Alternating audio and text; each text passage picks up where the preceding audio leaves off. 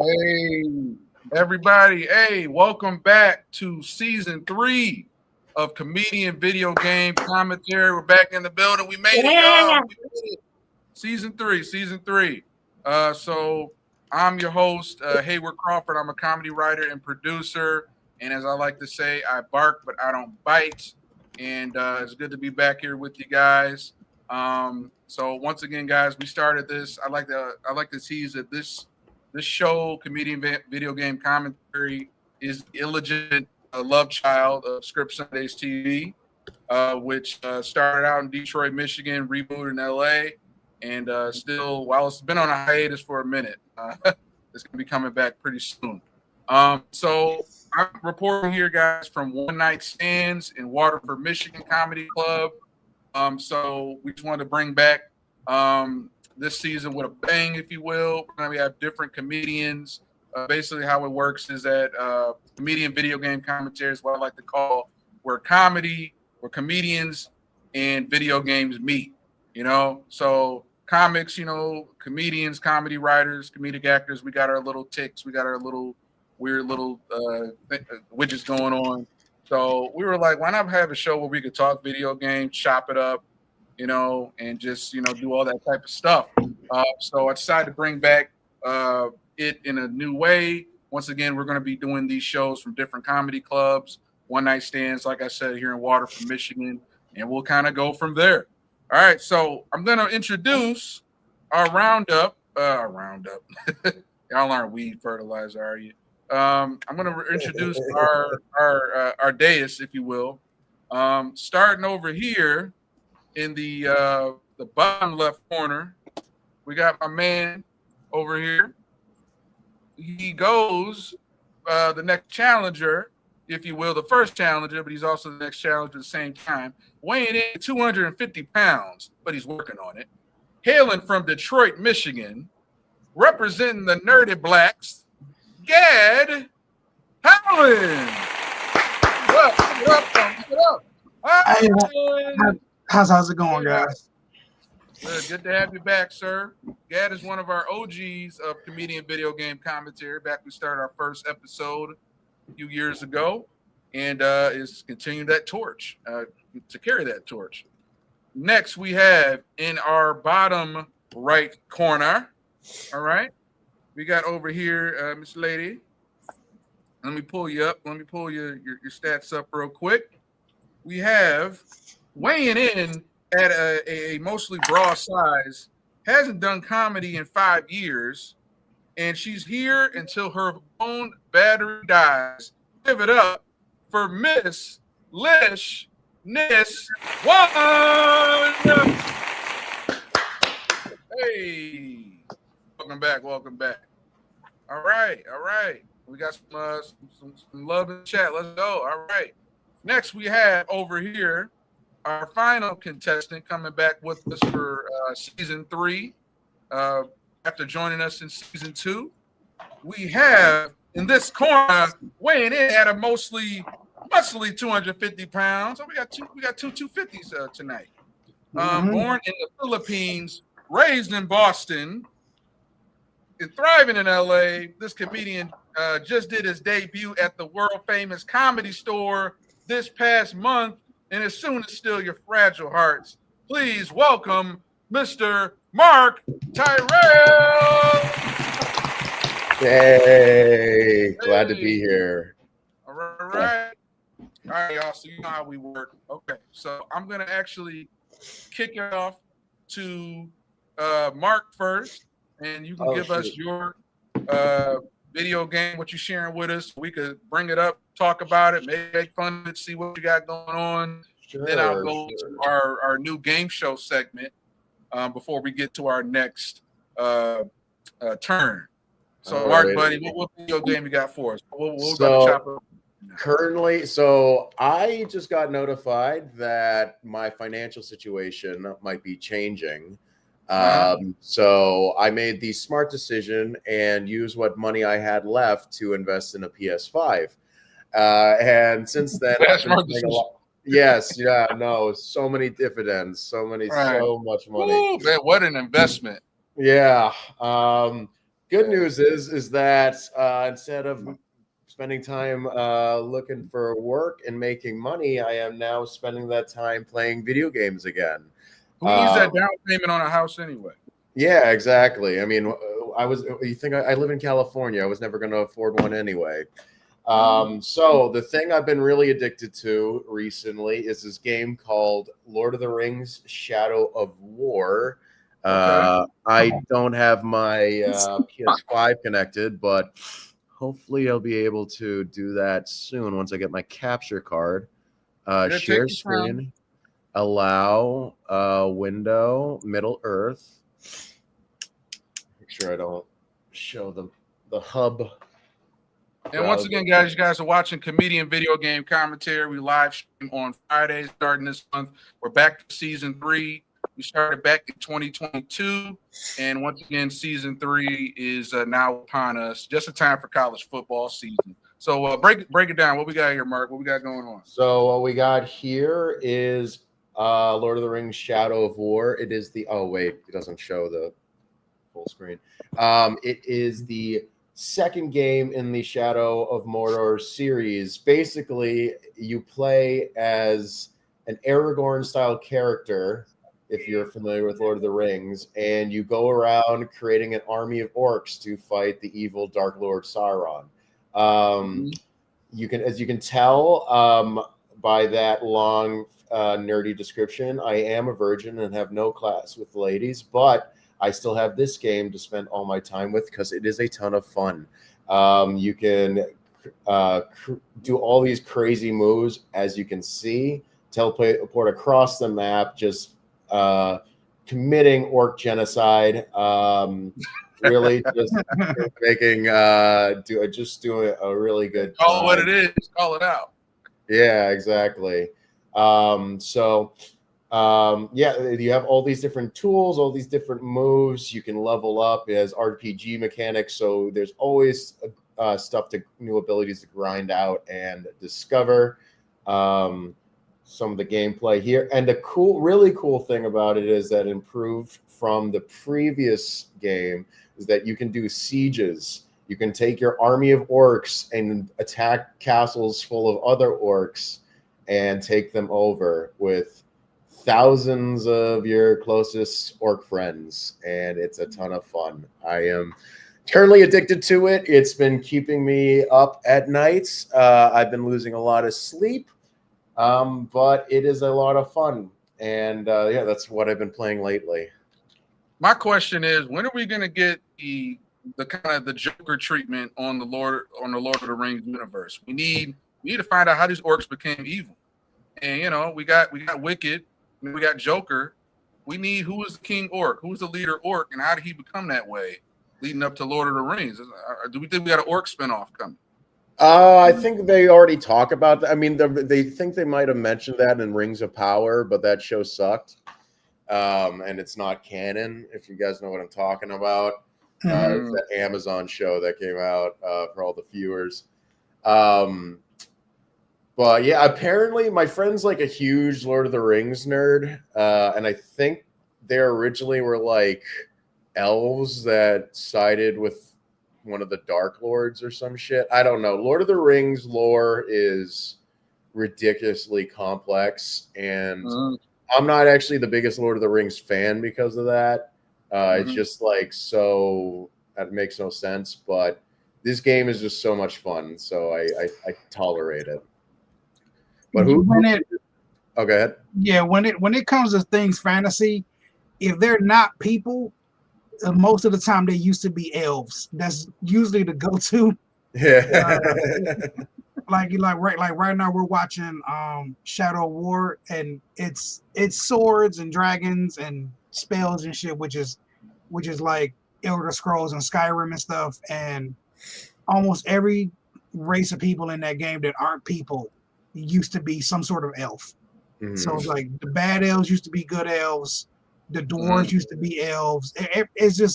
It's like they had some elves, and some elf went somewhere they wasn't supposed to go. Something they wasn't supposed to do, and now y'all green. Sorry. That's what I found out. So I'm pretty sure that the orcs in Lord of the Rings used to be elves, and they did something they weren't supposed to do, and now they're ugly. Dude, that's such a They come on before the downgrade. streetlights came on. Yeah, it's like, yeah, sorry, you used to be Orlando Bloom. Now But you're. But that begs the question. All right, we lost Lish, but she's back. But that begs the question, though. Like, can an orc have the autonomy to be evil? Seems like with all these remakes, with whether it's the Hocus Pocus or the Wicked, why can't women villains just have the autonomy to be like, hey, I'm just evil. We don't need this whole backstory. This happened to me and all that. Like, hey, this is who I am. So same thing with the orcs. Can the orcs just be born evil? Built that way? Well, isn't that the Uruks? Or I want to be evil. I want to be evil. You know? Yeah. Well, I think that's the Uruks in Lord of the Rings. They have super orcs in Lord of the Rings where they took regular orcs and then made the ones that had that white hand on their face. They were just born evil. There was no like elf that did something wrong. There was no elves involved in making them. Yeah, they made them out like mud and shit. They were evil out the gate. All right. Lishness, you're back. Sorry, guys.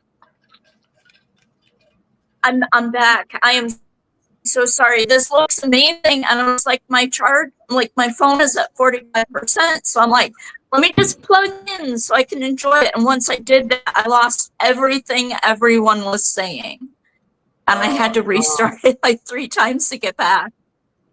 Hey, this looks incredible.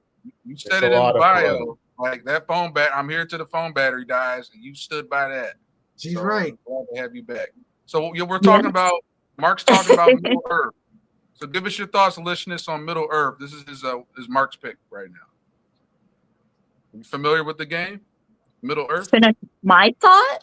Yeah. This is I just have questions. Yeah. Go ahead. Fire away. Go right ahead. Yeah. Okay. So you may have already said this while I was struggling with everything. What level are you on, and like what can you do? I see that you're doing this really fast, like phase out run. Well, this is getting busy as we speak. Well, this isn't my save. This is just some footage I found on YouTube because I don't have a capture card to my PS5 yet. Fair. But yeah, this guy's like level, I don't know, he's like 80 in his 80s. Level 80, yeah, you can see right there. But yeah, no, it's a fast-paced game. What level I'm at, I think I just got to level 30 last night. Around that. That's cool. Yeah, it's level a lot 30 of fun. out of level 31 or level 100? Let's be honest, Mark. Level 30 out of I don't know what the max level is. I think it's like 100. All right, I'm just trolling. You good? I was watching. This is funny. I was gonna say level 30 sounds impressive no matter what. But the game that I'm gonna be sharing later on, I'm at a level 4, which does not sound at all impressive, and realize they only go to like 12. Well, D&D, you know, like D&D levels are different than video game levels. When you're in D&D, once you hit any sort of double digits, you're pretty much like a god walking around. So like when you level up in D&D, it's a big accomplishment to hit like level 2, 3, 4 to get that far in D&D. It's a video games like you can level up a couple times in the tutorial. So it doesn't like, you know, I played a video game, left the tutorial level, I was level 6. I was like, this doesn't mean anything. If I'm already a 6 and I haven't started the game, I just finished the instruction manual. How am I a 6 now? But D&D, like if you level up, so your 4 is an actual accomplishment. Well, thank you. Yeah, these games, like these Shadow of War. I never played Shadow of War. I played Shadow of Mordor, and it was a mix of Assassin's Creed and the Batman Arkham series. So it was that's the boss of this castle, I'm guessing. Got Those to are get a like- little Pepto Bismol pink complexion going on. You know. So like these games, they have a mixture of stealth tactics and like course open world beat 'em up things, depending on what type of game you're playing. But Right. it's really it's Arkham series and Assassin's Creed came together, had a kid, but the kid really likes Lord of the Rings. And that's the best way I can explain these games. They're a lot of fun. Like the open world beat up mechanics are really fun, and you can like you'll be surrounded by 20 people. You can isolate someone and beat them up, and there's all the different moves. When he does this little ghost stuff, it's because he's halfway possessed by a dead elf. Yeah. And it's not canon, but it's like he's kind of involved with the rings being made. But anyway, it's if you just take just a regular human person and then get possessed by an elf, you get this guy with elf powers, and he can. So the elf stuff is all of the woo spooky. Like when he turns into a ghost, that's the elf kind of doing his thing. Elf have rights. That's right. So question though. Mhm. Oh, yeah. So question with this, is this where you can choose different paths in the game, or is it like kind of like how the Diablo series is, where you get what you get, you find out what you find out, and your job is to level up and complete the game? Or does it have the possibility for different choices and different endings? I haven't finished the game yet, so I don't know if there's different endings, but in terms of the combat, you get different choices in how to engage. You can either do more stealth play, you can use traps, or you can just go in with guns blazing. But in terms of the story, it's pretty Diablo-esque, or Diablo? other. Okay. Yeah, it's pretty scripted from what I played so That's far. pretty cool. Okay, so it's not really dialogue choices so much as going and finding the quests? No, it's not like Mass Effect. It's a very straightforward story. Yeah, I like that, it's though. open world, and you know you can go and pick where your next missions are, but it's not as open as as far as story mode is. It's not as or as far as the story goes, it's not as open as like a game like that, where it's like you can make where now this person doesn't like you anymore. They either didn't like you or did like you the entire time. There's no dumb choice, and now this person hates you. Like it's not that sort of choice, but like you can pick and choose when you do your next things, or if you want to just run around and just stab orcs for the next 3 hours, you can do that, and that's completely okay with the. So it's that kind of open world where you're in a big open, countryside, and you can stab orcs, or you can just run around and shoot them. But there's pretty much just orc murder. Yeah. You can just choose when you want to murder the orcs. It's not like level 3, you just start here and go progress through. It's a giant open area. Am I Fair enough. So it's not really like this. I'm just guessing. No, you're right. I've spent many a night, many an hour just going around murdering orcs and not doing the main story missions. Because I'm guessing the way this man looks and the way this level looks, this gameplay is way deep into this isn't like a beginning or anything. This person has been playing. Beautiful. This person's been playing forever. He put high level in all caps, so he's been playing for a while.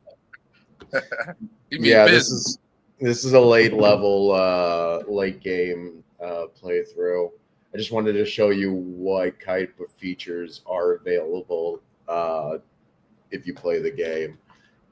Plus, this is the only stuff they've posted on YouTube, the high level stuff. It's really rewarding because you're always you get new stuff every time you level up. It's not like there's no difference between gameplay. There is a lot of progression and power increases the more you play. All right, guys, we're coming up at 17 after the hour. I know we got a couple people that have a heart out. So once again, guys are watching Comedian Video Game Commentary. I'm your host, Hayward Crawford. I'm here with Mark Tyrell Comedy, along with Ed Holland and also Maliciousness One. Make sure you guys follow, hit that subscribe button. Help us get up in the algorithm. We're streaming on YouTube, Twitch, and Rumble. Pretty soon we'll be back on TikTok and Kick. And we are also here. I'm live at the One Night Stands Comedy Club in Waterford, Michigan. We're going to be switching it up, bringing you guys different comedy clubs. I'm going to be in LA in November. Might try and get at the Pack Theater, maybe at another comedy club for a live show. So exciting things. So what we're going to do really quick at 8:20/5:20 for our LA folks, we're going to get over to Gad's pick just to stay on schedule. So what we're going to do now is we're going to do a really quick. I'm going to give you guys a choice. We have a couple new we have a couple new games that we can do. We can either do guess that video game song theme. We can do random comedian trivia. So a fun fact about a comedian, try and guess who the comedian is. Which one? You guys want to do video game, guess that video game theme song, or random comedian trivia? I'm down for the theme. Yeah. Let's do trivia. the Okay, cool. All right. So I'm about to play a theme. You guys got about 5 seconds to guess it. And whoever guesses it, earns a point. We got our little scoreboard over here. And I forgot to pick up chalk. So we're just gonna have to, wing it. I'll probably get some tape next time and some dry erase marker. So I'm just gonna have, if anybody could, one of you guys, maybe Lish, if you could be our if you could just maybe track the score in the private chat, or Mark. I know. I'm on my phone. Can I actually ask somebody else to do that? Who's got the? That's right. Yeah, thanks. That'd be pretty hard. Yeah. All right. Cool. So I'm gonna have you, Mark, if you could track the score for us. Next time I'll have the materials to use the actual scoreboard. So I'm about to play the song, and whoever guesses it first wins. So let me put it on up. Well, give me a moment. All right, here we go. You guys hear that? It's faint. It sounds really patchy. Wow. I'm tempted to guess Ocarina of Time, not because I actually think it's that, but because I can't think of anything else at the moment. No, that was Dave the Diver restaurant prep. Mm-hmm. Never heard of that. What? Oh, I was never going to get that. I was What never game going to is get that? that. I've never heard Dave the Diver. Video game music. Can you guys hear me? You guys hear me better? Yeah, so this is the video game music quiz. Guess 100 tracks. And this is easy mode. So let me go to very easy for y'all. All right. Oh, this is an app. It should have been like Halo or something. Like, what you pick? Here we go. I'm about to play this. This is some ghetto rig shit right here. Let's go. It's some ghetto rig shit. All right, here we go.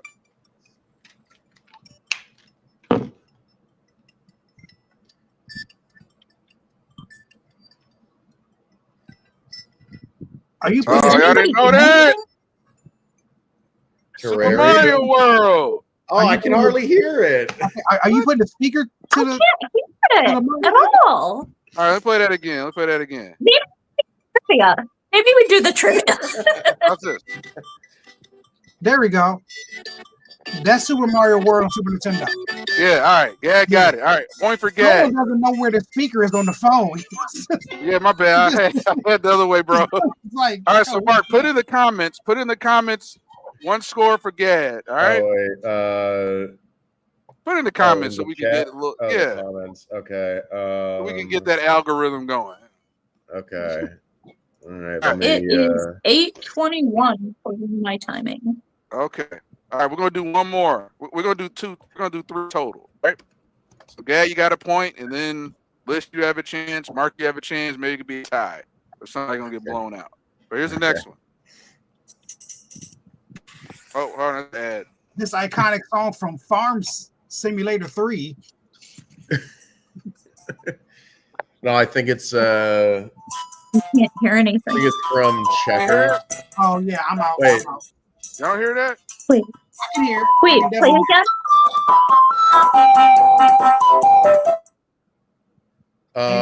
It looks like sounds like an NES game. Ain't no. I know exactly what song that is, but I It don't want to sounds answer. vaguely familiar. It's not Earthbound, Is is it it? Pokemon? No. Uncharted. I know the answer. Uncharted. Drake's Fortune. Oh, No, that's it wasn't. Uncharted. It was not Uncharted at all. All right, so we're gonna do one more. We got to get to Gad because I know you guys got Yeah, to that dip was off. not Uncharted at all. That was not It was Uncharted. Uncharted. It was Drake's Fortune. Some bootlegs. No, it wasn't. It wasn't that at all. I know exactly what song that was. That Wait, was what not. That was what- not Drake. That was not Drake's Uncharted. It said that's what it said. It says Uncharted. No, that was Ocarina of Time. No, what? That's why I didn't want to Hold on. answer. Because I wanted Lish to get it. That's No, why I got it right here. I got it right here, bro. All Play the song. Play it again. Play it. right. Hit play. Okay. He's hold on. trying. This was Zelda right here. That's Zelda. All right. Yeah. Okay, all right. Here we. This is supposed to be Uncharted. Drake's Fortune. Here- We never heard Drake. We've only heard Zelda. Okay, that sounds like Drake's Fortune. Yeah. There it You is. That's what I was played with saying. You Oh, played, you played the both. first one, bro. But You know, the first song you played was Zelda. Yeah. We never heard Drake. That's why I started laughing. Oh, okay. It must be a lag, I guess. All right. Anyway, all This right. guy Welcome here. back to Comedic Video Game Commentary. I'm your host, Hayward Crawford. I bark, but I don't bite. I'm here with Lishness, who once again hasn't done comedy in 5 years, but she's with us until her phone dies.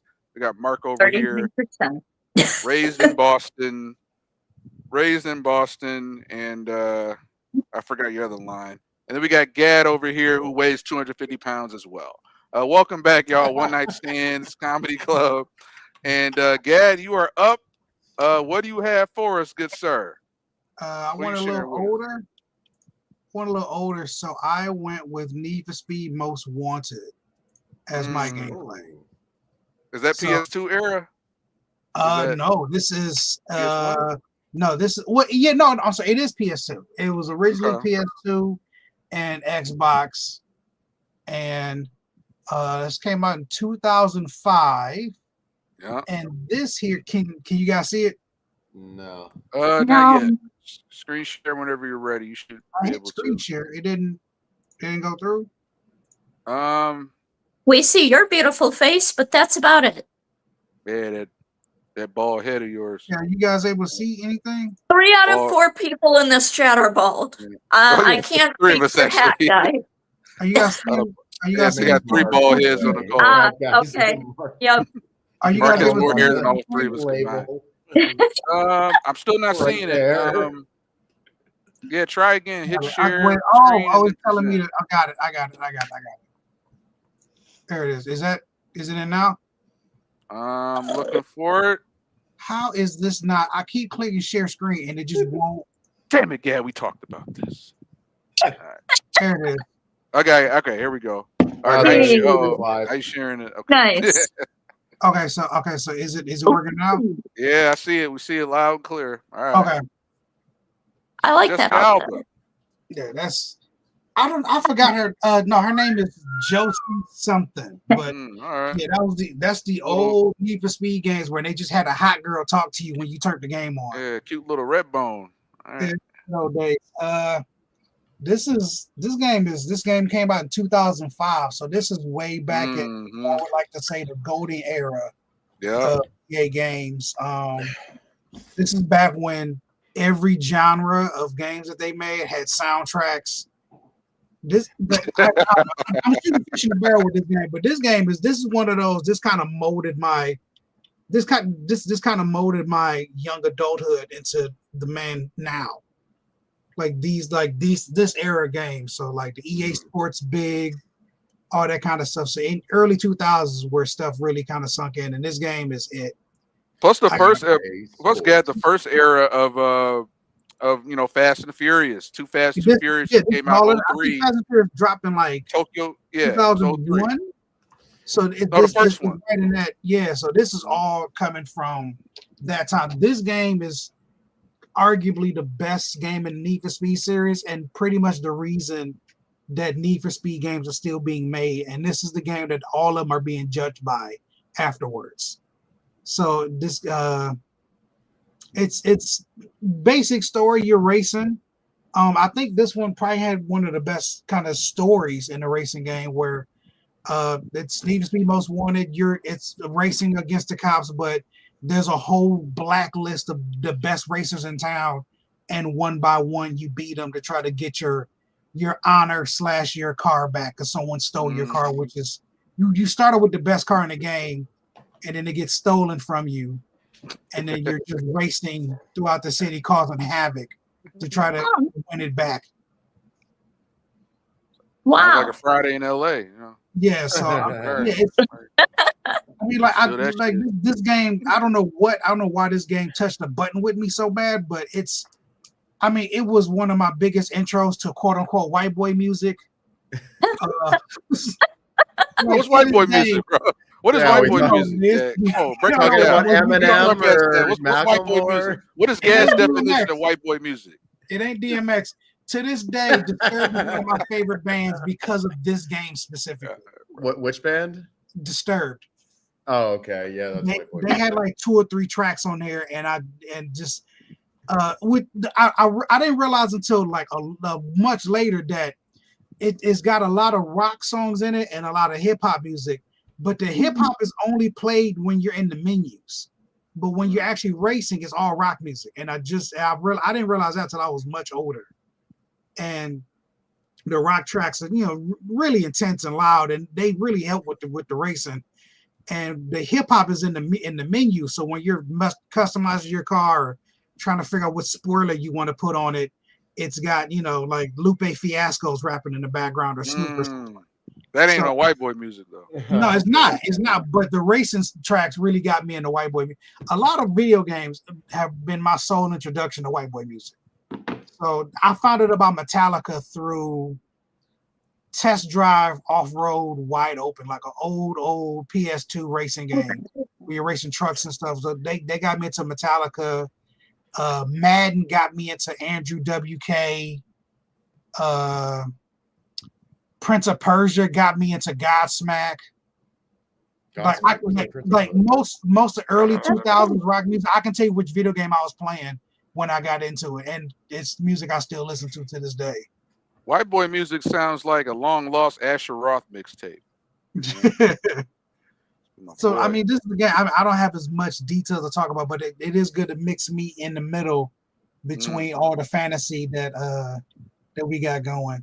But this game is like the more you race, the faster you went. You got introduced to different characters and all kinds of stuff. And the main cop he drives a Corvette and he's mean. I gotta admit though, Gad, like this animation though, like this live action cutout, and I've never seen this like style before. Like this is a cutscene, but man, I have never seen this.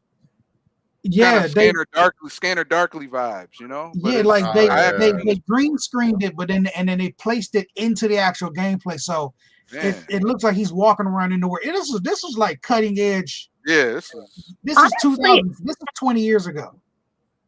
I'm amazed at how well it holds up even now. Yeah, like you can tell it's artificial, but it still looks really good. It doesn't look terrible. She holds up really well. Yeah, it doesn't look girl hold up really well. Actors and all that kind I concur. Yo, guys, sorry to end abruptly, but I got to dip. You guys have a wonderful rest of your show. Thank you for having me on. I hope to be on again soon. Mark, give us your follow. Give us your shout out, your follow. Where are you gonna be performing at next? Give us your I'm still figuring out my next show, but you can follow me at Mark Terrell Comedy. My handle is right here. It's on Instagram. You can also just look up Mark.Terrell on Instagram too. That's my main account. I also do photography on there. And this handle is also what my YouTube is. I'll be launching some good stuff there, and hopefully Hayward or some of the people here can come on to that. All right. Thank you guys. Good night. Good luck. Yeah. Good seeing y'all. All right. You too. All right, Mark in the building. Let me get you a little applause. We missed it. Yeah, give me flowers. All right, Mark. See you next time. Okay. All right. So yeah, this is next level as far as these graphics, these effects. Yeah, it's and this is not the what's the word that they use? The not remixed, not refurbished, remastered. This is not the remastered version. This is how it looked back then. Wow. Okay. And it came out towards the end of the PlayStation 2's life, so they had a lot of time to develop tech. So the PlayStation 2 Xbox life, so it also simultaneously came on the next gen on what was that, the 360 and the PlayStation 3. So this may be I still think this is just the early generation, because the only big difference I knew watching the game, if I could tell which generation it was from the gameplay, is if you can see the driver. That was the biggest jump between the PlayStation 2 and PlayStation 3 version. On the PlayStation 3, you could see the driver in the car. In the PlayStation 2, it was like the windows just looked really tinted. Did this come first, or did Grand Theft Auto? It just must be a black driver. This came after Grand Theft Auto. Grand Theft Auto was earlier than this. And you're probably thinking like Grand Theft Auto 3, which was like the first everyone's paying attention to the game. That came out in 2000. Don't quote me, maybe 1 or 2. That was 2001. I remember that day renting that from Blockbuster. And that changed the game on the sandbox.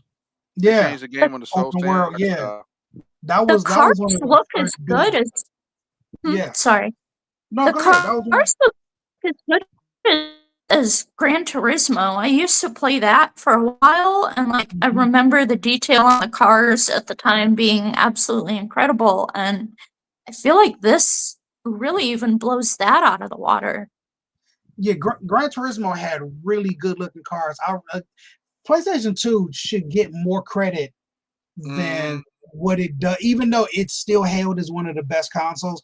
It needs more credit than that, because I remember Gran Turismo 3, the intro to that game, the intro video, they would splice game graphics and real footage, like back and forth with B-roll, and people couldn't tell which scenes were the game and which scenes were like with a camera.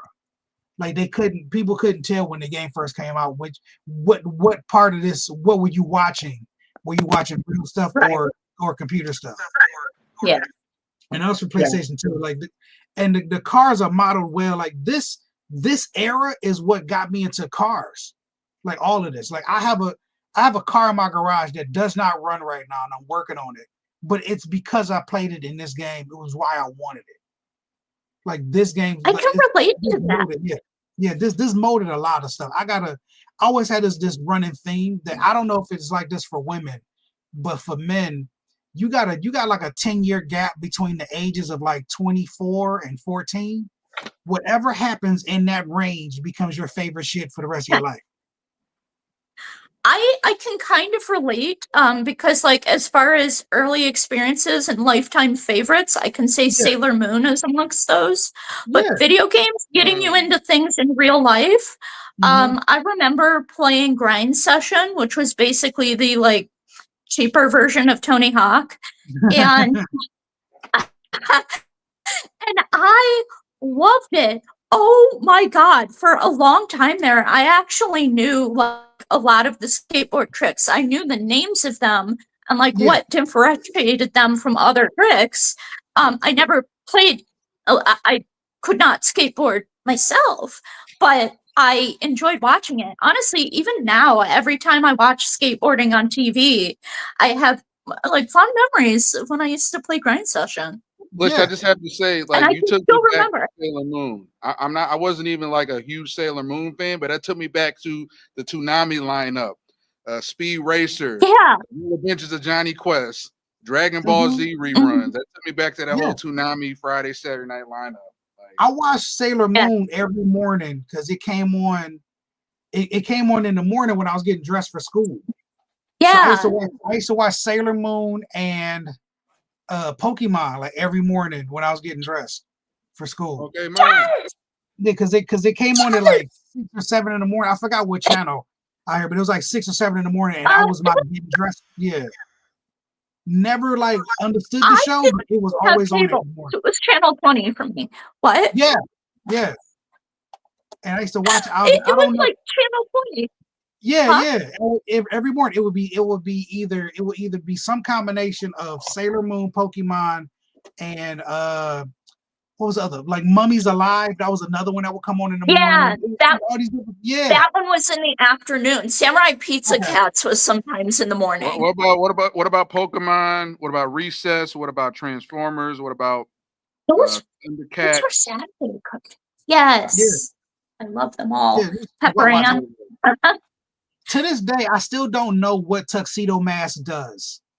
Nothing. He throws roses and makes girls swoon.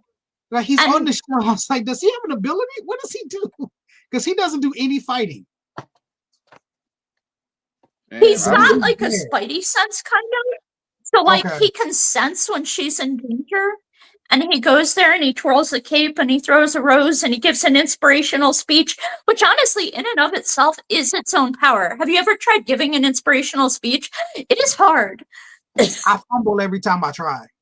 That's every time I try and get out of bed. Yeah. I get myself, it don't work well. Exactly. And you know what? I found that I had more success with inspirational speeches once I started throwing roses. So, highly recommend. Caroline, so would you say that Tuxedo Mask is more of like a bard? I would say he's like a bard. That's a great observation. I think he's a bard. Yeah, that's what he shows up, says some things, and now you're better. Okay, all right. Yeah, the bardic inspiration. That's exactly what he's doing. You're right.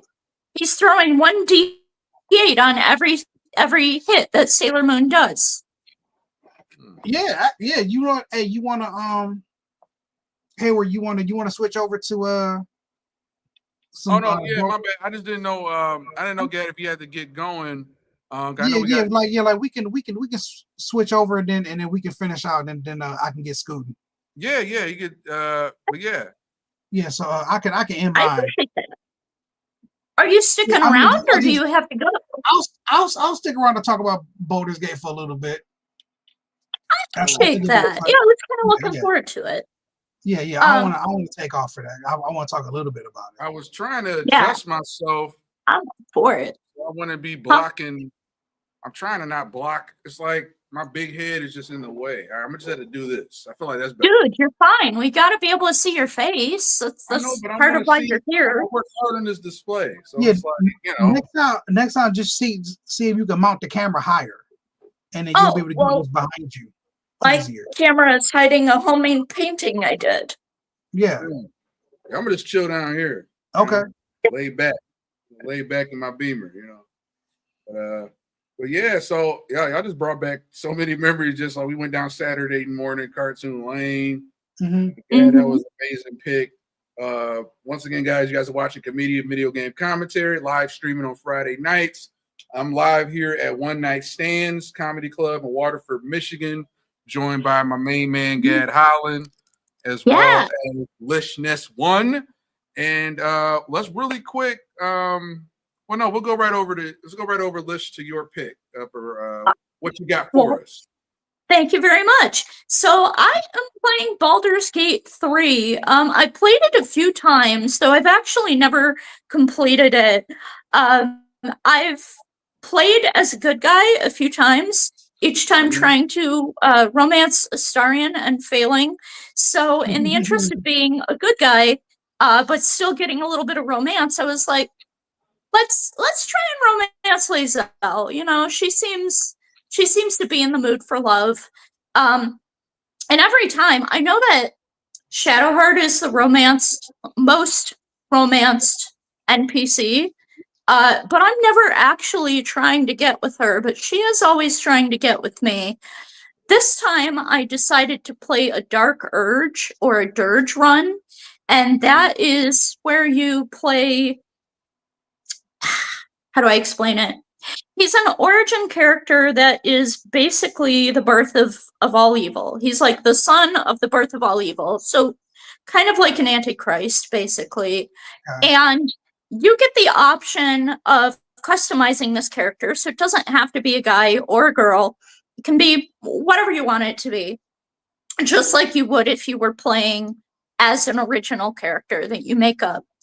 And you have two choices. You can either go the full evil route if you're playing as the Dark Urge, or you can be somebody who is consistently trying to fight those urges and have a redemption arc.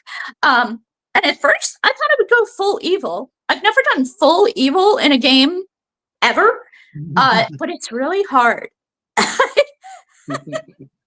Currently at the place where I could raid the Emerald Grove and kill all the tieflings, but I can't. I got the girl that I want to romance, which is Minthara, on the hook. She's bringing all the goblins. She's going to raid the village. And last minute, the guy who's leading the tieflings is like, hey, you're here to help us? And I have two choices, two dialogue options, which I actually don't have pulled up right now. I would have to play a little bit longer. Can you switch it over? Can you switch it over so we can see it? I need to. So hold built on. it up. I'm like, I'm ready for this. I'm about to watch an action movie. Like I don't think I've seen anybody on our show like set this up, like the anticipation. Perfect. We see it. All right, so break it down, Lishness. Yeah. Yeah, no problem. So, oh shoot, how am I here? Wait a minute. Okay. All right. So, can you see this guy? They are talking about how the tieflings are in danger. And right now, my first time playing, I decided to back it up a little bit on a previous save, not my most recent save, because that is in the middle of an actual battle. I decided to back it up and decide, oh, what is going on here? Hold on. We're in for a hell of a fight. Oh, you know what? I'm a barbarian, so I want to tell them that rage is fuel. Use it to fight, not to complain. All right. I'm still a little evil. I'm still a little bit evil in this game. But This when it came down to the head honcho, I'm sorry, what? Oh no, I was saying this kind of just takes me back like to the time where in the 90s we used to look at the cutscenes and go like, man, I wish the game looked like that. One day the game, one day the cutscene look as good as the game will. And now it's like the game and the cutscenes are The same. So yeah. Hard times. I mean, it's incredible. The graphics are amazing, especially in the cutscenes. Where is Zoru? So when he asks me if I'm on his side, I have the option to be like, yes, of course I am. And then I also have the option to be like, psych, Minthara's coming to kill you. And I ultimately had planned on being like, psych, Minthara's coming to kill you. But once I saw that face, I was like, I can't do it. I cannot kill these tieflings. So no Minthara for me, but we are about to go into battle. I seem to recall, Gad, you actually had some questions behind the scenes that I think you were planning to ask, but I don't remember what those were. I'm not sure. I'm trying to remember what those questions were. Oh no, I think maybe just kind of wanted to kind of get into this game's gameplay because like I wanted Baldur's Gate is one of those games that's like if things go well for a paycheck, I'm going to pick it up, and then something always pops up. I was like, I need to buy this instead. So I was actually going to pick up Baldur's Gate 3 today, but I had to get something fixed on my car, so I couldn't. So I was like, I'll wait again until next time. Now, who's this red-skinned gentleman? What's that? Who's that red-skinned gentleman right there, the horns? I don't want to assume. That is I'm sorry, not Zora. That's Zevlor. So he's the leader of the Tieflings. Is that what you asked? Who is he? Yeah. What's he up to? You know, Baldur's Gate is new for me, so I'm coming in with a new set of eyes. Like the closest Baldur's RPG Gate. I got to was like Final Fantasy X. Okay. You know? Yeah. So let me give you a little bit of context on what's going on here. Our adventurers were aboard a mind flayer ship where they were actually implanted with tadpoles from mind flayers that they now have in their head. I'm actually going to turn this back here just for a minute, just to explain, and then we can come back to that, I promise. But they all have mind flayer tadpoles in their head, which, if they're affected, one, provides a telepathic link. So there are points in the game where you can connect with the other NPCs in your party that are affected by this. And two, you later find out that people are forming a religion around people that have these mind flayer tadpoles in their head. So fast forward to we've crashed on a beach from this Nautiloid ship. Wicked cutscene. I don't want to give it away, but such a good opening cutscene. And then you're running through, you're collecting party members, learning a little bit about their backstory. And the first major settlement that you come across is the Emerald Grove. And that's where you find out that there are these tieflings that are refugees. They were cast out of their home. They're essentially being hunted. And they are staying with the druids in this Emerald Grove. The druids want them out. The druids are like, you're being hunted, which means we're being hunted. We want you gone. The tieflings are like, if you send us away, we will die. Please let us stay here. And then as you travel more, you learn more about their backstory, because there is a lot of dialogue, like what you are seeing. Hold on. There we go. So then there's a lot of dialogue, like what you're seeing here, where you do have the choice. It's kind of like Red Dead Redemption, or what's that guy with the electric powers, Infamous? Okay. Or even some of Final Fantasy VII, where you get multiple choices. And so your journey will lead you to the Goblin Camp, where you find out that those are the ones hunting the tieflings. And you have a choice to make. Are you siding with the goblins and hunting the tieflings? Are you siding with the druids and getting the tieflings out of the grove? Or are you essentially trying to protect the grove as a whole so the rest of them can live in harmony? That's our first main conflict. It's not the whole game, but that's where we are in it right now. That's how the game starts? Can I use a lifeline? Yeah, absolutely. I just kind of info dumped, so please, yes. No, just go ahead. That's how the game starts? It does start like that, yeah. Oh wow. I thought you were talking from the middle. Like that. Okay. No. Huh? No, I didn't know that. Like the way it sounded, I thought that was deep into the game. I didn't know the game started there. What? Oh, it's yeah. You know what? For people who have no idea what this game is, we should probably do like a small breakdown of what it is and try to because Baldur's Gate, it's deep cut nerd, and some people may not have heard about it or anything. So correct me whenever I get wrong. Baldur's Gate 3, it's based on Dungeons and Dragons. If you're not familiar with what that is, almost everyone has watched Stranger Things on Netflix. And the board game that the kids were playing in the series, that's Dungeons and Dragons. And Baldur's Gate is the video game version of that board game. If that's a quick intro to the game, there's different races of people where you got the orcs and elves and humans and all things in between, and then there's different play styles and classes. So you can be a warrior, a barbarian like Lish is. You can be a ranger like Aragorn from Lord of the Rings. You can be like a bard is the thing I brought up earlier. And that's someone that either sings or plays music, and the music helps your party heal and things like that. I the main reason why I want to play Baldur's Gate is because I want to make a bard, and I saw the weapons that a bard can use, and I saw a flute was one of them. So Yeah. I'm gonna basically make Lizzo.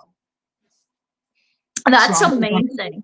I'm gonna try my best to make a Lizzo, and then make a Lizzo playthrough and play as her. You Just said a try to Lizzo. yeah, so I a love bard. that. So I was talking about a bard, and the bard's Okay. main abilities is they can either sing or play music, and that helps your party become stronger or heal and things like that. So what I want to do is I looked online and I saw which instruments are available to the bard in this game, and a flute is one of them. So I was like, oh, a flute. I'm gonna make a Lizzo. So I'm going to so my character is going to be as close to Lizzo as possible. So I'm gonna try to make a black woman, give her a flute, and then make as many shenanigans as I can. I thought you said Lizzo. At first I was like, did he say Lizzo or maybe talking about a lizard? I'm like, oh, you did mean No, Lizzo. 100% Lizzo. I'm 100% making a Lizzo.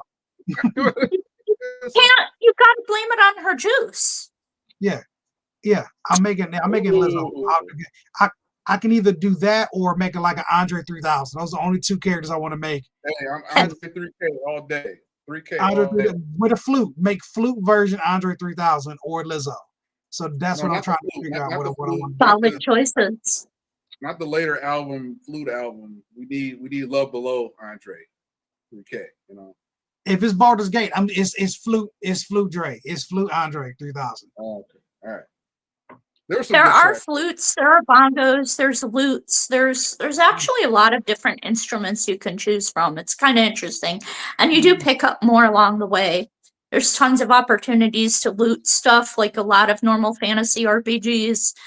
It is a choose your own adventure depending on how you answer, how you build relationships with your NPCs, whether it turns romantic, including some very graphic cutscenes. Which I love.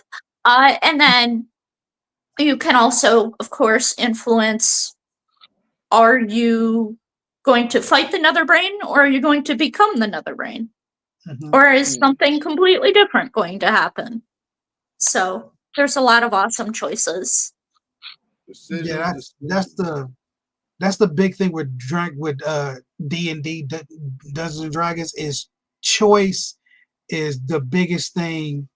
And I'm a part of a D&D community, which I kind of just got into a year or two ago, and I didn't realize this. You could just kind of do, like, I'm still trying to grasp my mind around.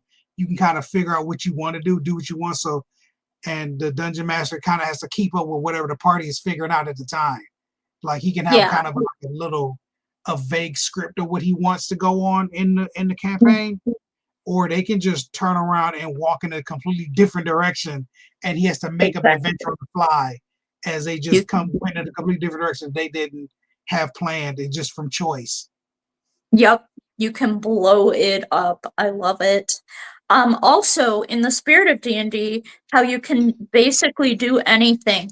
The combat in this is turn-based, but it's creative. So they actually leave things for you to find in your environment, including but not limited to things like the water barrels, oil barrels, smoke powder satchels, grease or ice, things like that. And you can actually find that you can combine them with some of the magic spells that you have and get some really interesting combinations. So for example, if you were to douse an area with water, you've destroyed a water barrel, or maybe you've got created destroy water as a spell, and then your next party member on a turn has lightning, they can channel that lightning into the water and do an area effect of damage at a very low level of gameplay. It's awesome. Okay.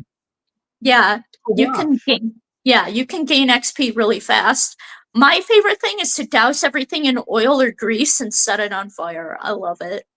I've seen some gameplay where someone had an entire party of just gnome warriors. The entire party was just little people, but they were struggling to pick up and throw other people.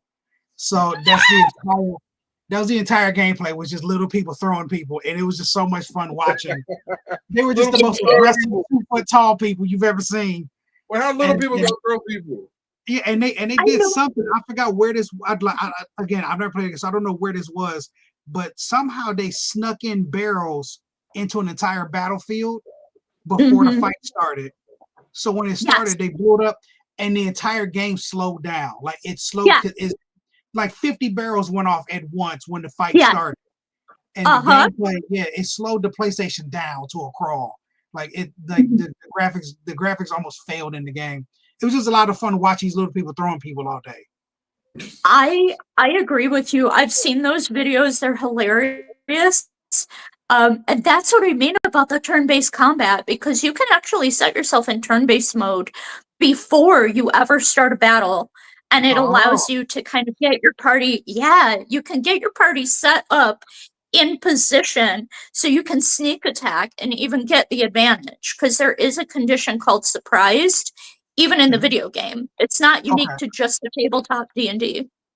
So okay. yeah, so you can there's actually a little chapel at one point when you first get off the Nautiloid.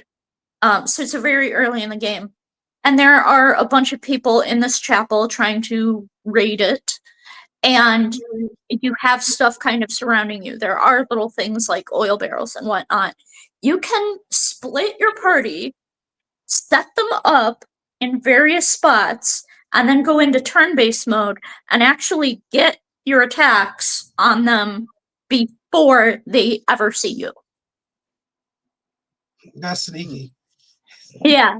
It's the floor is lava, but you put the lava down, Mm-hmm. and there's nowhere to Yeah. hide. It's mean gameplay, but that's so Man, yeah. I miss the days like just listen. Strategy. You gave us a master class just on that game, Baldur's Gate, all that stuff, and that took me back like the days where you walked into Funko Land, RIP, now GameStop, and remember the rack of strategy guides, printed out Oh, strategy yeah. guides, like the magazines, Yeah. because that used Yeah. to be what it was. It was either get your strategy guide, or CheatCodeCentral.com. You know, Yeah. Yeah. you want internet access, and your AOL was up for the month, dial up. You had to get your strategy guide. I played out a master class, and I'm like, this is a walking strategy guide for how it used to be, and you just lay it down. I'm new to the Baldur's Gate. If scene, Baldur's Gate had a strategy guide, it would be like one of them giant dictionaries in the library. That's how big the book, because there's so many options. Yeah, there's so many options. The book would have to be this thick if there was an actual strategy guide for it. It would be it would probably be a $60 book. It would be a giant book. Yeah, there's no probably. Be the last book you ever need to buy. Yeah, it would be a hardback. And I will tell you that there are different levels that you can play this at, like levels of difficulty. Okay. So there's the role play based. If you're not that big on combat, you can just go for the dialogue mostly. Hold on. Alexa, stop. I don't know what alarm is going off. That's weird. Alexa, stop. Okay. Anyway. The tone changed. So there's the easy mode where it's mostly role play. There's balanced, which I'm typically playing at. There's also tactician, which I'm thinking about doing because battle's a little too easy for me most of the time on balanced. So there's tactician, which means that it's going to be more battle heavy. And then there's something called honor mode, which is you only get one shot. There is no save and go back if you don't like how it rolls. There is no save and go back if you died. Like if you die in the game, you are done. You cannot come back to that iteration of the game in honor mode. Do not pass go. Do not collect $200. Exactly.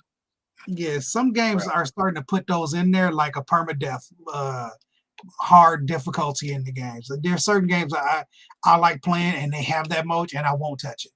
But it's because I know people who put in 30 hours into a campaign or a story and then just a car hits someone across the street and that's all. And it's game. Yeah, I was like, ooh, no, I couldn't do that. I also have stayed away from honor mode for that exact reason. I would do tactician. I'm not Huh? brave like that. I'm not that brave. I don't want to lose my Lizzo that fast or that easily. I want to keep my Lizzo. Leave Same. Lizzo alone. Yeah, oh yeah, I Leave want to lose Lizzo Lizzo. alone. Yeah, I put a lot of work into Lizzo. I don't want to lose her this fast. Right? I don't want to misstep off of a boat and fall in the water and she drowns. I was like, no, I can't lose her this quickly. After So she put it all if you're in. making Lizzo with Baldur's Gate 3, Yeah, obviously a bard, obviously flute is the weapon of choice. yeah. But what like race are you putting her as? I Oh, personally am like, I'm would going you human. put her as, huh? I'm just going human, unless there was Human? like another. Yeah, I don't know what other options I would pick because I'm not going like tiefling or half demon or something. I'm just trying to make a like. Is there any other options that could be Lizzo-ish? I guess I don't know what other. Yes. Okay. Yes, Where's her actually. There are a posse? few that I think could apply if you don't Okay. mind that she's short. Oh, a dwarf Lizzo So, or like a gnome dwarf Lizzo? Lizzo? Okay. Gnome Lizzo is possible, but I was thinking dwarf or halfling. But we need Halfling her. Lizzo. We need Lizzo's posse of equally overweight background singers too. I could do that. I I can have an entire squad of Lizzos, like I saw the entire squad of gnomes. You would have to have other people that agree to it in the multiplayer mode. You probably that's how you could get that. also. Okay. There's also an option if you befriend this dead guy called Withers. There's also an option to get hirelings. Let's say you are playing truly evil and you end up murdering all of your party members. It happens. You can actually hire help and you can pick their class, race, etc. Okay. Yeah. So if my character gets into a lawsuit, I can re-up create a on my background singer. You got to create it with the papers. The legal papers are in their hands as you create the character. So if I'm on tour and I get into some shenanigans with my Lizzo, I can get new. I can get a new squad if I get into a lawsuit with my Lizzo. Got it. Every time. Promise. Gotcha. Okay, that makes sense. Yeah. So, I know that we're only doing an overview, but the truth is we do actually have a live gameplay going right now. And so we have some choices to make. We're talking to Zevlor, who is the leader of the Tieflings. He's mentioned that there are goblins in the woods. What happened at their camp? I have an option to say they're my horde. Together we shall feast upon you. I met the drow leading them and led her here. The goblins are coming and they're led by a drow. Again, this was the one I was trying to romance for a hot minute. And then the drow leader found the grove. I couldn't stop it. I'm sorry. I literally told her about them, by the way. So what do we want to do? Do we actually want to wreak havoc on these tieflings, or do we want to save them? Because there is still a chance to save them. Let's do both. Can we do both at the same time? I don't know if you can we save can't them. wreak havoc and save them. Huh? I know, but you can fake save them. Like, yeah, I'm gonna save you. You know. I have been doing that, but now it is now or never. I have been doing that. You admit it. What? You're like, I have been doing it. I'm like, yeah, you do both. You fake save them, then you execute them, right? I would love to, but as I mentioned, the first time that I ran this through, the most current save I have of this is in battle, because once I do this, there is a cutscene. Okay. And what I choose influences what cutscene we want to see. All right. So what do we want to see? You want to try to save him? It sounds like there's a chance. You want to go for that? Yeah, absolutely. Okay. So I'm going to tell them that I met the drow leading them and led her here. And he's like, but why? Why would you do that? There's actually sounds. Do you want the sound, or would that muddy what we're doing here? Well, here, put the sound on. I All right. I can't make out the captions, but yeah, throw the sound on. No worries. If I could zoom in, I absolutely would. So, oh no! What did I just click? There go my man's shit. again. My red man's from Ooh, X-Men I bumped a button. First Class. You pushed a What? button. It's my red man's from X-Men First Class. You know. I don't even know what I picked. Hold on. What's you my picked the dialogue? dialogue option? I want to. Oh God! I literally picked the worst option. I didn't mean to. Okay, so I was shifting my remote on my pillow, because I'm disabled and I need an easy way to hold my remote. Okay. Mm-hmm. I bumped a button, and the choice I made was literally, I want to see droves, piles, heaps of dead. I want to climb a quartz mountain. That doesn't sound like saving at all. I'm not gonna. I'm not gonna lie to you. It doesn't sound like we're trying to save anybody. Yeah, you need to give me the Baldur's Gate beginner translation of that. What does that mean? That's super bad. Murder. Like piles of bodies means murder. Oh, that's not nice. That ain't nice. It's not nice. I didn't mean to do it. The only way to do it. What? Why'd you go ahead and do that? No, we don't have to. You just did though. Oh. What? You don't have to, but you just did. Oh. Yeah. Okay. It's what I mean is, like, we could actually reload. We could reload. That just took me back to House of the Dead 2. I know I'm on a tangent. House of the Dead 2 arcade or Dreamcast mode, like reload. Yeah. Reload. I said, let's just keep going. Let's see what happens with. Somebody just left my party. Who left my party? You lost a character too? Oh, they pulled that Irish goodbye. So they're not down with murder time. So I don't like this. Oh no! What have I done? I mean, I guess it's funny, but like, I didn't actually want to turn on the tieflings. I feel like I should restart. I'm not in honor mode. I could. Oh God. Okay. I guess we're doing this. Don't hate me. What do we do now? What? What's going on?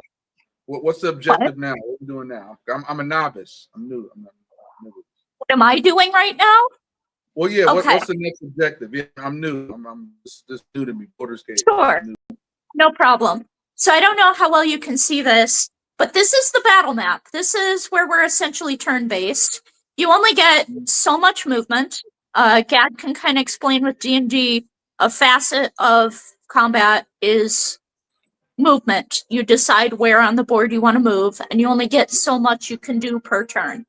This character has about 30 feet of movement, so I'm going to max that out, and then I get an action and a bonus action, which can be anything like normal attack or something more supportive, like a healing spell or something like that.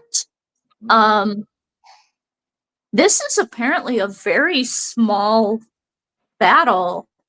I'm apparently about to do horrible things to this person. Oh, no, I'm not. I can't reach. Good. You know what, though? I could do a bonus action. Okay. And dash, which I'm gonna do.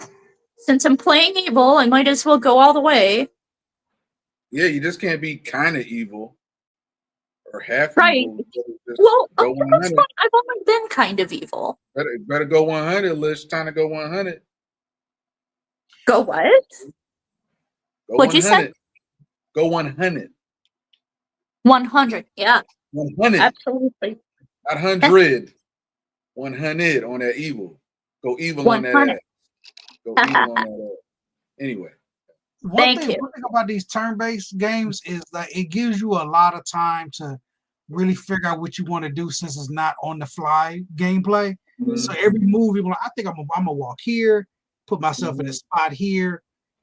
Wait, I think this is a good idea. So it gives you a lot of opportunity to really kind of get into a bag, because a lot of times when it's a game where I'm playing on the fly, I forget half the moves because because I'm surviving so the whole time. So I forget, oh, yeah, I got grenades in my bag. But a game like this, I will always remember all my little bags and trinkets and stuff because I get time to look them up and figure out, like, like she's panning the camera across whatever's going on here. So usually you don't have this kind of time to plan stuff like this. So Wait, did you say you're tired of playing stuff like this? No, I didn't say that. Oh, I'm sorry, I misheard. No, I was saying, yeah, I like this because it gives me time to do different things, like to like use your different options and that you have available. Usually, if the game is immediate like that, I usually get I usually run out of stuff quickly. And Lish, do you get to also kind of world build the levels you're gonna go to? Do you get any say in that, or build that, or just only building the characters?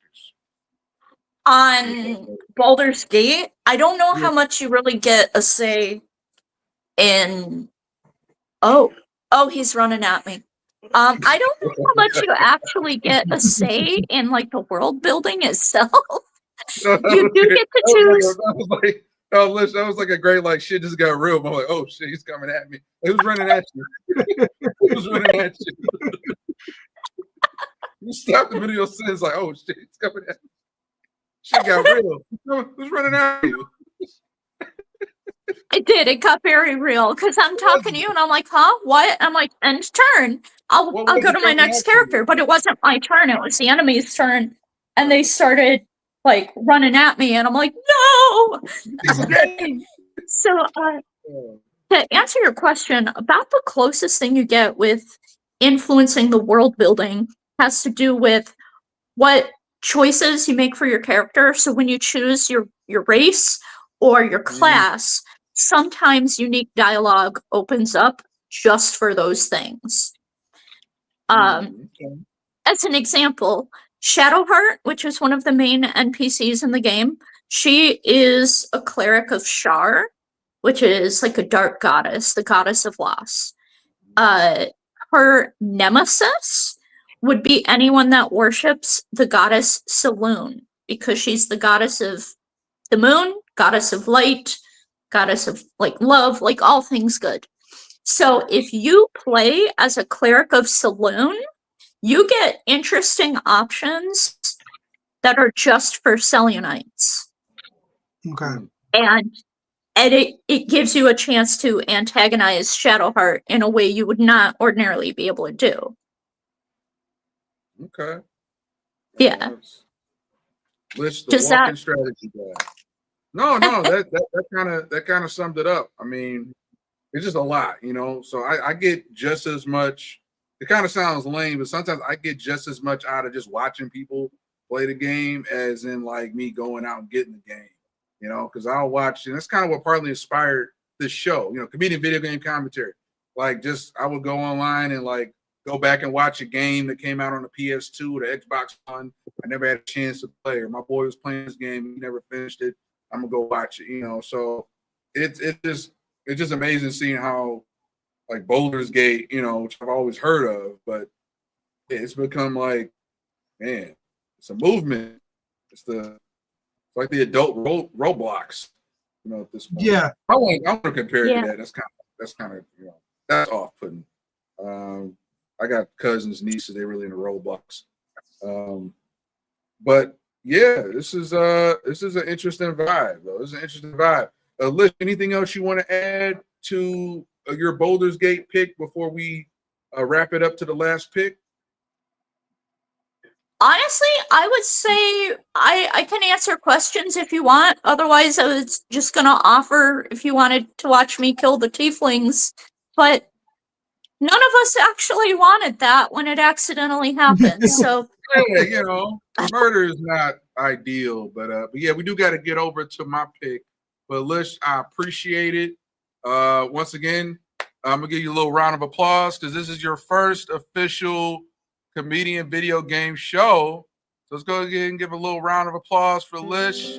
Bring it on in. Yeah. Well done, good and faithful servant. I All right.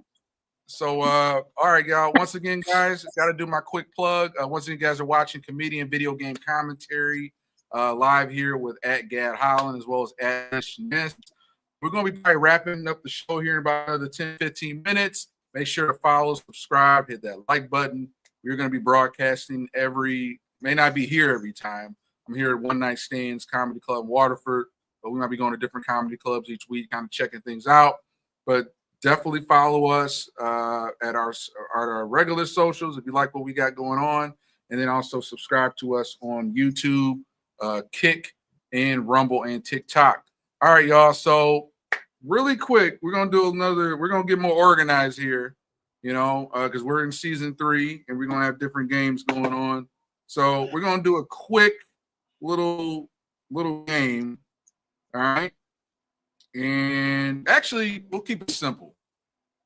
This won't be a trivia game, but we're just going to do top 5 lists. All right. So first of all, I'll do Gad. What is your top 1 or 2? And I guess what I'm trying to go here is trying to get an idea of what your genre is. What are your top 3 favorite video game genres? Video game genres? And why? Okay. Genres. Okay. Like RPG, racing, maybe Right, list for your RPG, shoot 'em up game. Yeah.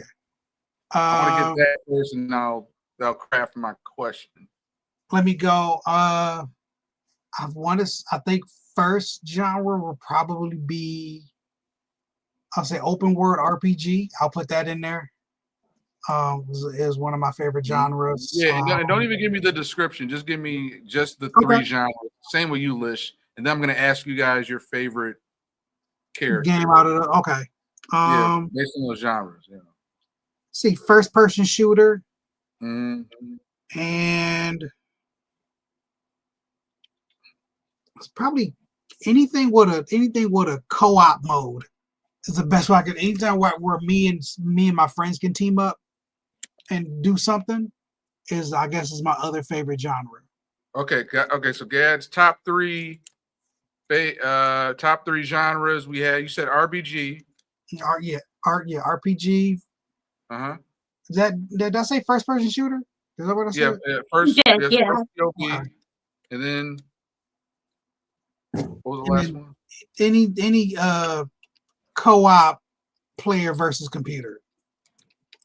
And that's any type of game mode. But if I can team up with my friends, that's always my favorite type of game.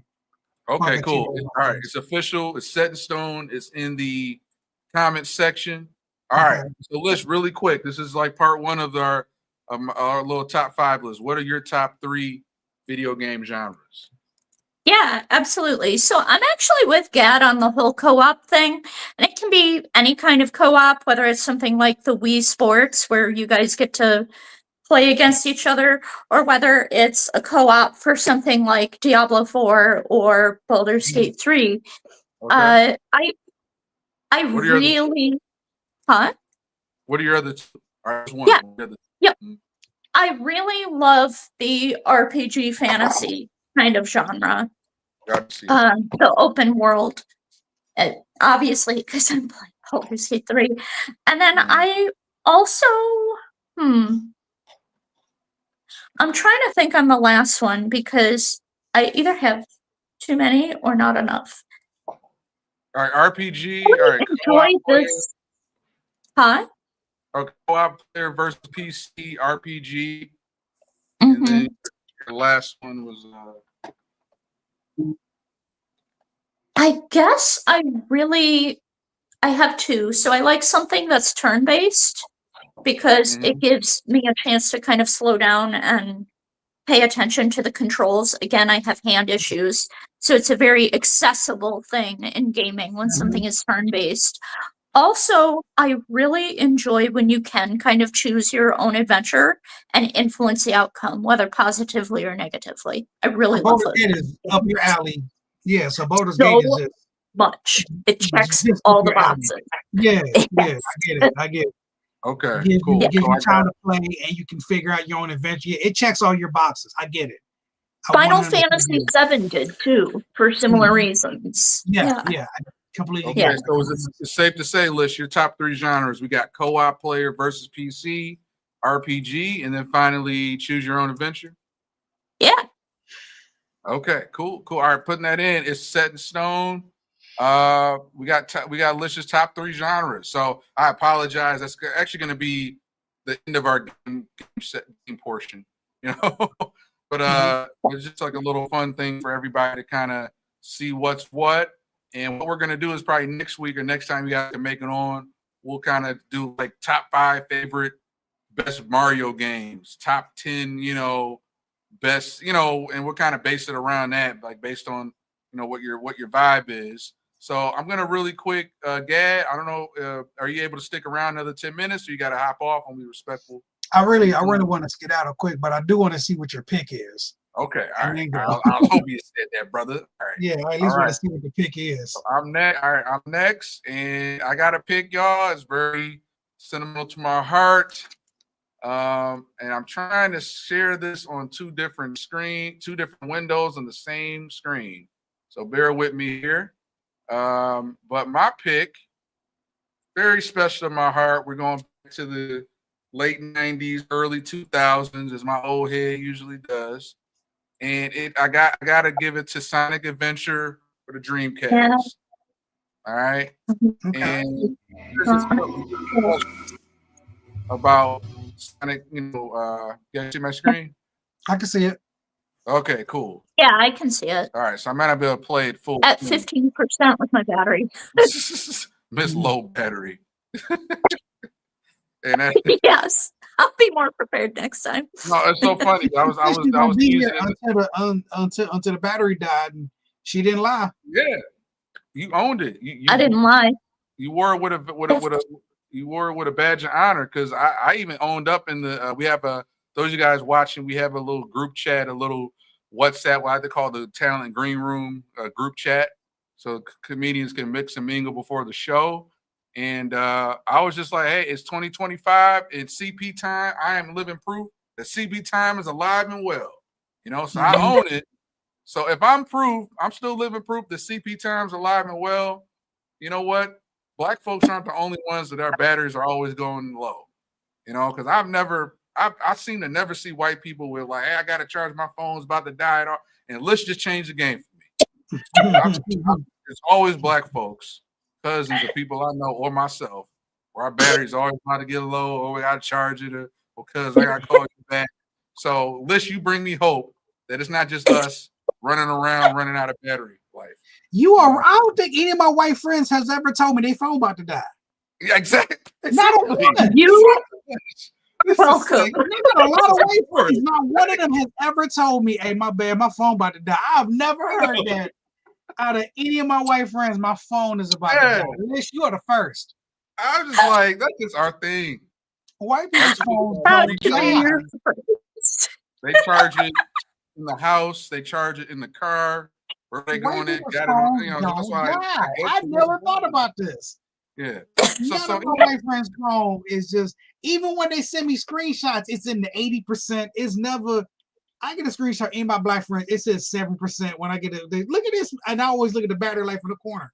It's always you want red. Screenshots? Okay, hold on. Every time I get a screenshot, it's always red. Yeah, really quick. I gotta get the Sonic Adventure, but give us that screenshot. Where you at? 50%? Yep. Let me see. Should I put it in the chat then? I felt it. I don't know if you could. You can go for it. You can share screenshots in the chat. I don't want you to burn out your last 15%. Yeah, we don't want to do all that just for that. But while you're pulling that up, so Sonic Adventure, once again, I was, as a kid, the Dreamcast, I remember getting like the Dreamcast magazine CD and just getting the preview of what was coming out.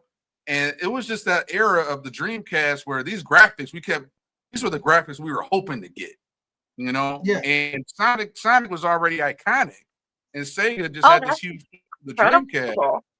So like what I loved about Sonic Adventure, I'm gonna kind of skip really quick to some of my favorite levels, was just the fact that like basically Sonic Adventure was to the Dreamcast what Grand Theft Auto 3 opened up for the PS2. this Yeah. sandbox world, just the different levels, unlike what we've seen, you know. So this is the first level, like in Station Square. But for me, I remember I got my Dreamcast Christmas, and then we ended up taking like a vacation. We did like a little road trip to Florida. I took my Dreamcast with me, and I'm playing half the time we in Florida, you know, doing our thing. I'm back at the hotel. I got my Dreamcast.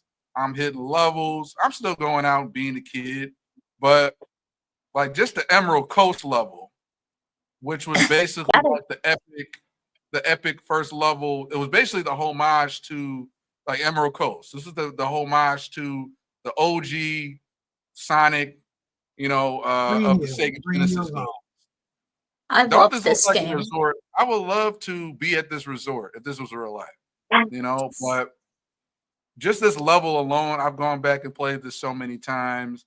And then once again, you got Tails, you got Knuckles. You know, anybody could jump in. Like, give your thoughts about Sonic Adventure 2, Dreamcast. This was your thing, but It's incredible. so many memories, you know.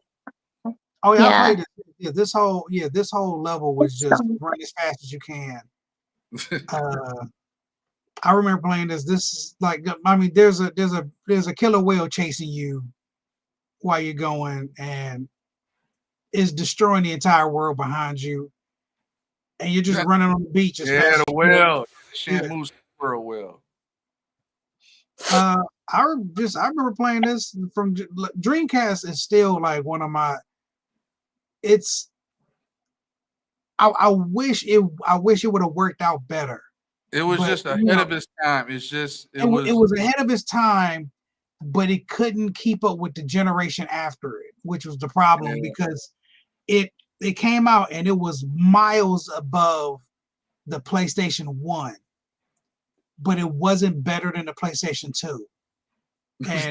And we kept talking about how great the PlayStation 2 is. When that came out, it put the Dreamcast to bed, which is so unfortunate because it was so many games. I'm almost certain that I brought up a bunch of different Dreamcast games. I'm on buyback mode. I'm where I'm at a flea market. If I'm on, you know, I'm online and I'm vulnerable. I'm buying pretty back. Sure I've brought up different Dreamcast games on this show, and I do it a lot because those games. It was just so much fun. Like, this is good. This one was great. The NFL 2K, the NBA 2Ks, the different racing games I had on there. They were so good. And the memory card, you could play it.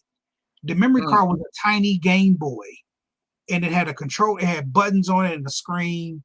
These games just had so much fun stuff. And Sonic was was like the beginning of all of that. And it's like the different Resident Evil games that came out on it. And I could talk for hours about how much I love and miss the Dreamcast by itself. It was just, but it wasn't. It just, when the PlayStation 2 came out, it put the kaputs to this Dreamcast, and the Dreamcast was such a good game. Such a good game system, and really good games that weren't like, most of those Dreamcast games were exclusive, so you couldn't get them outside of the Dreamcast. They were just stuck there.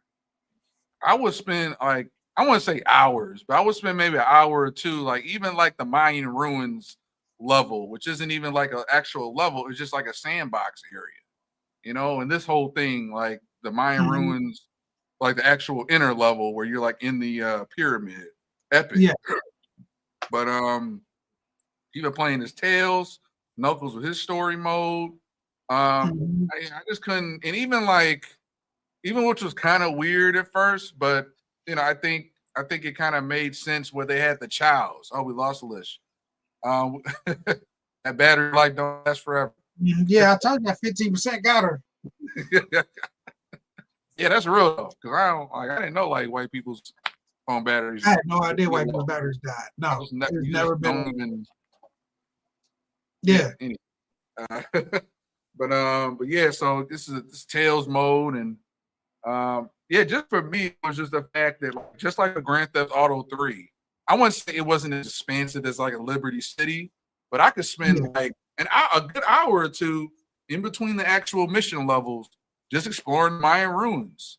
Yeah, explore it. You can't really explore Station Square like that, but the Mayan ruins and like all that type of stuff.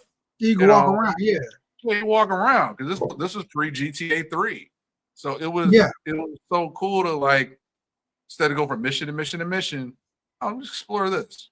you could take a second. Yeah, like, I like that kind of. I like a game where you can just take a walk. Yep. And like another game from the Dreamcast was Shenmue. That was another take a walk game. That game was one that you could just wander around and do kind of what you felt game, which was not. We got a comment here. We don't endorse stream. We are smoking a praise Ray. How you doing, cheap viewers on Stream Boo? So we don't know what that leads to. So just on the safe side, I wouldn't click on it, but we'll take the attention.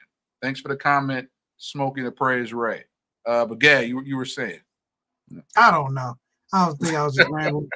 But I like a game where you can kind of wander around and kind of do what you want or whatever. Like this had that. Shenmue was one of them games for the Dreamcast. Yeah, Shenmue. We talked about that now. Yeah. To make this work. It was like you didn't have to do what you wanted to do. You could just kind of wander around for a bit. Yeah, that was Shenmue was that. And that was one of the first. Shenmue took that to another level. Yeah, this is a great level too. I forgot the name of this one, but Shenmue kind of took that to the next level. It was Sonic Adventure. I think that came out at the same time. They kind of came out in that fall '99 release. But yeah, Shenmue was the sandbox king. So GTA 3 came out. We can kind of give it that. I did watch Shenmue 2 gameplay. I went back and watched that about a year or two ago. And I was all right, the magic wasn't there. I'm gonna get around maybe Shenmue 3 gameplay watch. I don't know. Have you played or watched the Shenmue 3? I've only played the first Shenmue game, and that's one of those like, if my life ever slowed down enough, I want to sit down and play the entire game and beat the entire game. But it's certain sequences. So low. This got so low. Like, you know what? Fuck it. Yeah, it's Shenmue is one of those. I got COVID, so I got to stay in the house for a while. So there you go. I got a few days. I literally can't go anywhere and do anything. So now I have the time to play Shenmue. Like that's the kind of game Shenmue is. But I heard there's one sequence where you can't skip it. There's no faster thing, but it's like 45 minutes of walking. Here's the thing. Like, I wanted to like Shenmue 2, but I think a part of it is we're just older and adults. Yeah. It's different when Shenmue, late 90s, early 2000s. I remember me and my cousin staying up to play that game and beat it and play it over holiday breaks and all that. So it's different because Shenmue 2, by the time Shenmue 2 rolled around, the Dreamcast Steam it left. I think it came out in 2001. 2002. But then I think it only came out in Japan. Okay. And I think it was either hard to find or games were still $60 in those days. So I think by that time you can get all of them at once now. You can get all the Shenmues at one time now. I think. Well, you can download. You can download them online. Okay. Yeah. I'm saying then it was. Oh yeah, no, you couldn't. Yeah. Yeah, so you just get older and you kind of move on to different stuff. Yeah. Yep. So, all right. Any other thoughts on Sonic Adventure on our Epic Dreamcast?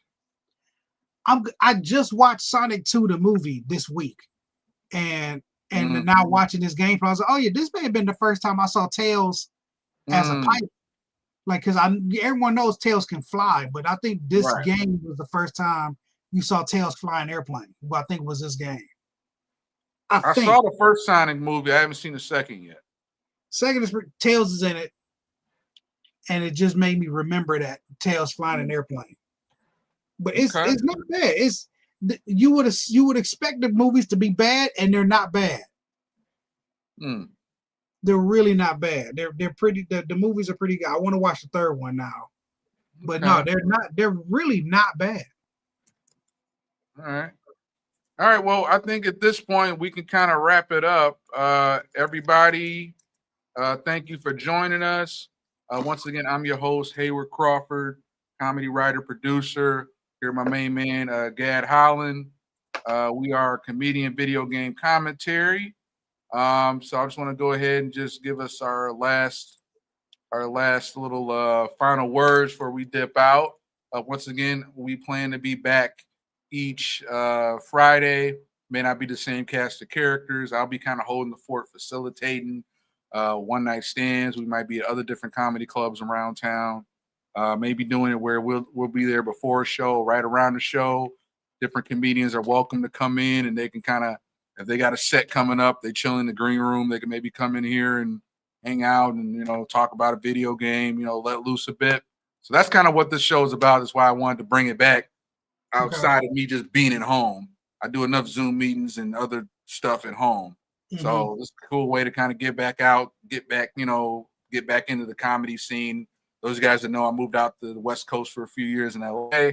And now I'm back here in Detroit comedy scene, and Gad's been kind of leading the way doing that and, helping me getting acclimated. So Gad, really quick before we get out of here, can you tell the audience where they can find you? If you got any shows coming up, anything you want to share with the audience? My name's right there. Just Google it. It's weird enough. My name's weird enough. If you type it in, you'll come right to me. There's not many other Gad Hollins walking. There's only one. It's my dad. He don't do the internet, so just type my name in any search bar. You'll find me. That's the phone, right? That's the easy way to find me. Just in the search, any search bar you type in, I should come up sometime somewhere. Gad to the bone. Yeah, very easy for me very easy to find me. All right, cool. All right, cool. I think our show will run this long, but we got a lot of good stuff. Lish was cooking on Baldur's Gate 3. Mark came in with the Middle Earth Orc Boy. You threw it down with Need for Speed. I remember when that game came out, I probably played it arbitrarily over somebody's house, back in those days, the pre-online play days. But yeah, great stuff. We are out of here, guys. Make sure you guys once again follow Comedian Video Game Commentary. We'll be back next Friday. I'm gonna update the show title, kind of like how we had, where we'll have each game that each person shared in the title, so you actually know what exactly we're gonna talk about. And then this will be the first episode in our season 3 playlist. Season 3 will be all the new shows we do through the end of 2025. And then season 4 will be 2026, and then whatever shows we do in that year moving forward. So, all right, y'all. Good show, sir. And we will see you next week. All right. All right.